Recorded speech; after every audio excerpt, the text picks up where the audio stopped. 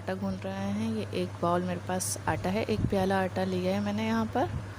اس کے اندر ڈالیں گے جی ایک چٹکی نمک ہو جاتی ہے، یہ آدھا چمچہ نمک ہوتا ہے، یا آپ چٹکی سے اپنے اسپریڈ کر دیا کریں اس کے اوپر، اور اس کو پانی کی مدد سے گونتے چلے جائیں گے، صحیح ہے۔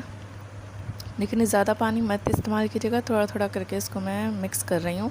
بیسیکلی آٹا اور پانی ایک دوسرے میں مکس ہو جائیں اچھے سے، اس کے بعد ہم اس کو ہتھیلی کی مدد سے ہی کریں گے۔ دیکھیں اگر آپ لوگوں کو ڈر ہو کہ اب کم آٹا رہ گیا، ہم پانی ڈالیں گے اور وہ خراب ہو جائے گا، پتلا ہو جائے گا، تو اس کو یوں رگڑ کے ہتھیلی کی مدد سے یہ دیکھیں جس طریقے سے میں یہاں پہ اس کو مسل رہی ہوں، یہ دیکھیں تھال کے ساتھ اس کو بہت محنت کر کے اس کو پوری طاقت سے آپ لوگ اس کو مکس کریں آپس میں، ورنہ اگر آپ لوگ کیا کرتے ہیں تھوڑا سا اور پانی ایڈ کرتے ہیں تو وہ بہت پتلا ہو جاتا ہے، بالکل پانی ہو جائے گا، اور نہیں ڈالیں گے تو بہت سخت ہو جائے گا۔ دیکھیں یہاں پر اب یہ صحیح سے مکس ہو گیا ہے سب آپس میں۔